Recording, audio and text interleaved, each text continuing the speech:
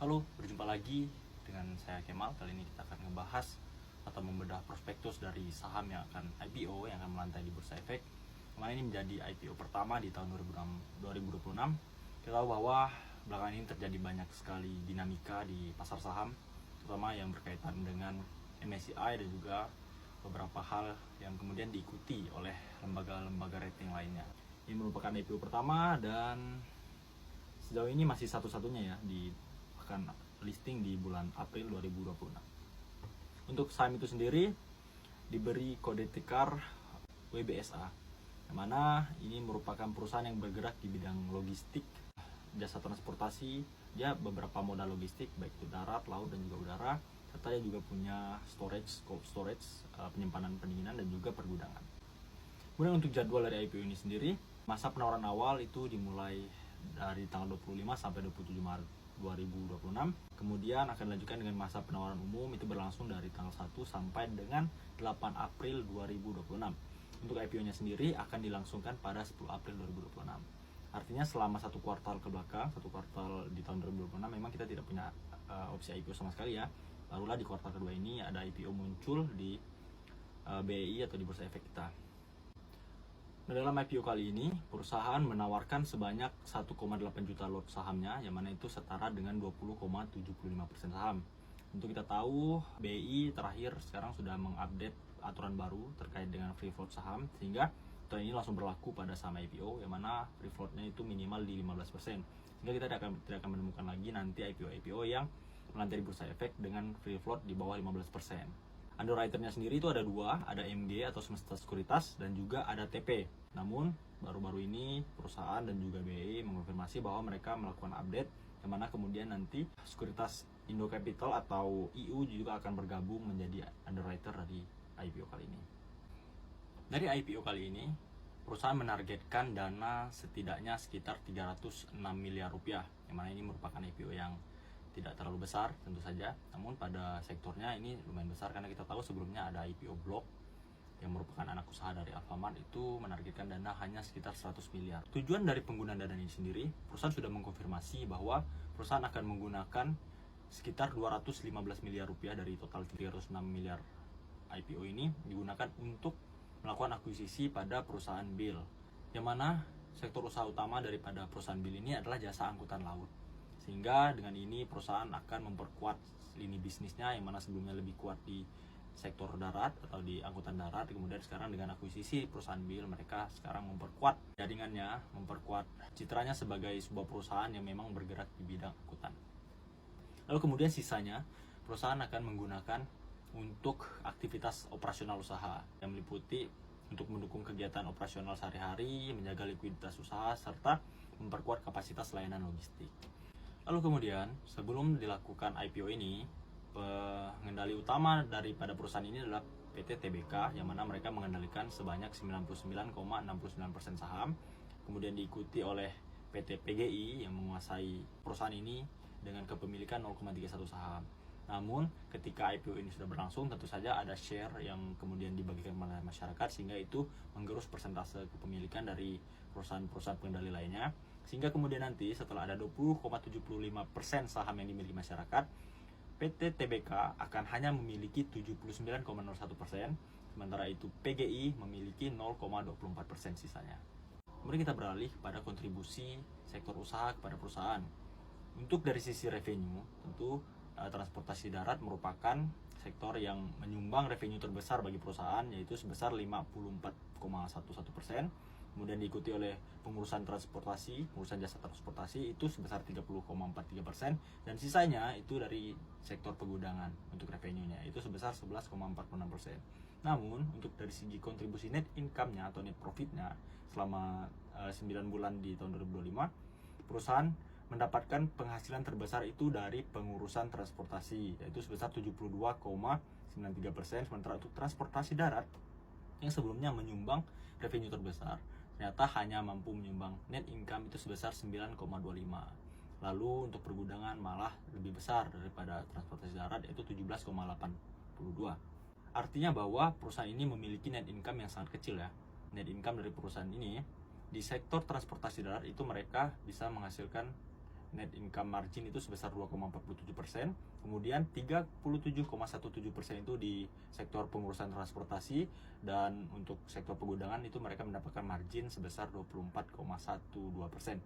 Memang untuk transportasi darat ini mereka tidak mampu menghasilkan net income yang sangat besar ya.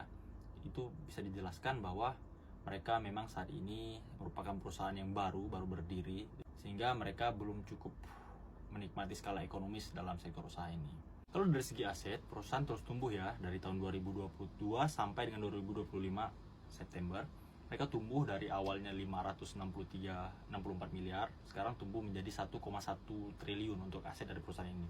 Tentu saja ini peningkatan yang sangat baik ya untuk sebuah perusahaan yang baru. Yang agak sedikit menakutkan dari perusahaan ini adalah liabilitasnya atau hutangnya, yang mana hutang dari perusahaan ini berada di angka yang sangat besar, yaitu 826 miliar. Sementara ekuitasnya sendiri itu hanya di angka 4,23, sehingga rasio liabilitas terhadap hutang itu termasuk cukup besar ya. Namun di sini perusahaan menjelaskan dan juga tertulis juga dalam laporan keuangan mereka bahwa sebagian besar dari liabilitas yang mereka miliki itu merupakan liabilitas sewa. Artinya ini bukan liabilitas yang seperti hutang bank atau hutang-hutang pihak lainnya. Ini kenapa bisa terjadi? Karena memang perusahaan sejenis ini merupakan sebuah lini usaha yang memerlukan modal yang cukup besar, di awal, sehingga mereka mungkin masih belum bisa untuk pengadaan yang bersumber dari modal sendiri, sehingga mereka memilih untuk melakukan penyewaan, dan mereka juga tidak memilih mengambil hutang untuk pengadaan armada, jadi mereka melakukan penyewaan.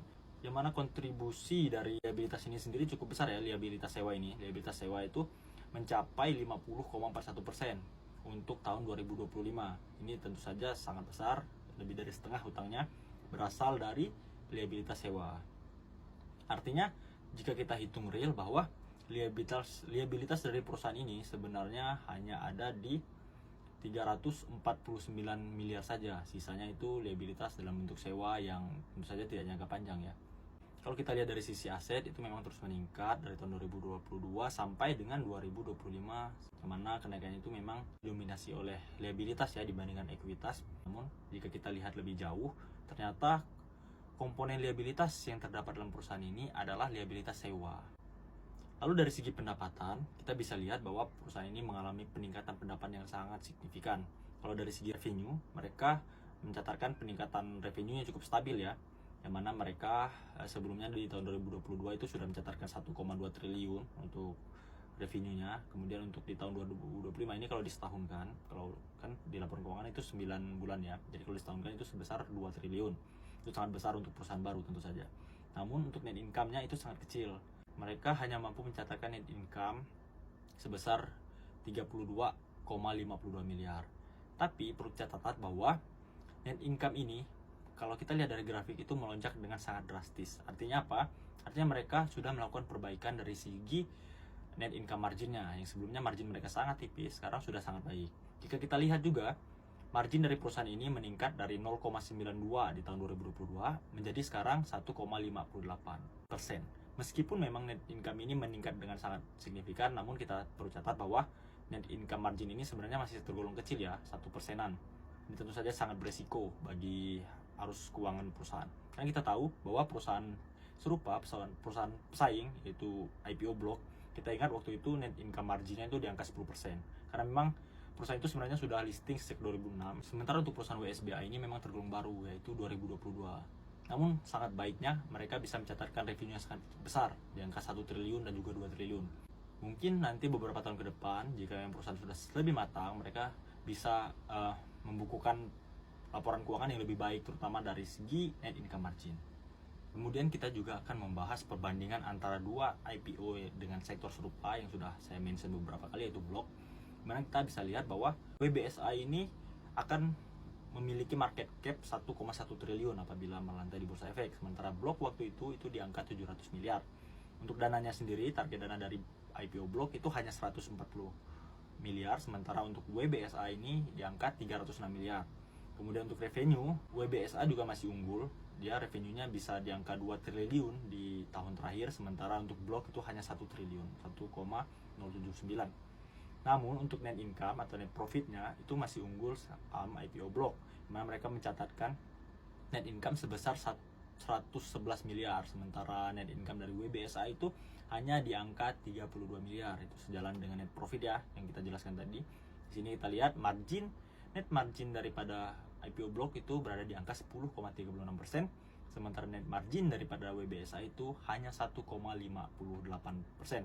Kemudian untuk dari segi ROI-nya, perusahaan Block mencatatkan ROI yang cukup baik, yaitu di angka 28,84, sementara ROI dari WBSA hanya 9,85. Lalu PBV atau price to book value-nya untuk saham Block itu lebih murah juga dibandingkan dengan WBSA, dengan PBV hanya 1,82, sementara PBV daripada WBSA itu di angka 2,32. Lalu PER atau price to earning ratio-nya juga Block lebih baik di angka 6,29, sementara WBSA itu di angka 45,35. Untuk DER atau debt to equity ratio untuk saham Block itu masih di bawah 1 atau 0,85, artinya equity-nya bisa mengcover semua debt atau liabilitas dari perusahaan, sementara untuk WBSA itu tidak bisa di-cover karena rasionya itu 2,5. Nah, namun tentu saja untuk DER ini tadi sudah kita jelaskan, sebagian besar daripada debt-nya itu karena adanya hutang sewa. Sementara bila kita take out hutang sewa ini, tentu saja rasionya akan lebih baik, mungkin bahkan di bawah 0,85 yang dimiliki oleh Block. Untuk kebijakan dividen sendiri, perusahaan berkomitmen untuk memberikan dividen sebanyak-banyaknya 10% untuk tahun buku 2027. Lalu selanjutnya kita masuk pada bagian kesimpulan. Kesimpulan yang pertama, seluruh saham yang diterbitkan dalam IPO ini merupakan saham baru. Artinya ini bukan merupakan exit strategi dari emiten, dari pengendali lama kepada para masyarakat.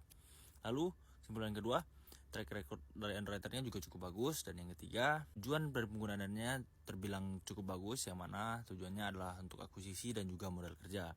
Lalu yang keempat, revenue-nya sangat tinggi ya, bahkan bisa menyentuh 2 triliun untuk tahun 2025 jika setahun kan. Namun sayang sekali marginnya sangat tipis ya, di angka 1,8% saja. Tentu ini angkanya sangat kecil bila dibandingkan dengan sektor serupa. Lalu kesimpulan yang kelima, aset dari perusahaan ini terus bertumbuh, namun aset yang bertumbuh ini didominasi oleh liabilitas. Meskipun demikian, kita sebelumnya sudah menjelaskan bahwa liabilitas dari perusahaan ini sebagian besar merupakan liabilitas sewa, sehingga liabilitasnya tidak perlu terlalu dikhawatirkan, karena ini tidak punya intensi untuk mengancam keuangan dari perusahaan. Nah, yang terakhir, apakah kita akan melakukan action buy pada IPO kali ini atau tidak? Saya sendiri memutuskan untuk melakukan pembelian pada IPO kali ini. Untuk teman-teman, apakah akan memutuskan untuk beli atau tidak, itu diserahkan kembali pada teman-teman masing-masing. Semoga analisa yang saya sampaikan bermanfaat dan sampai jumpa.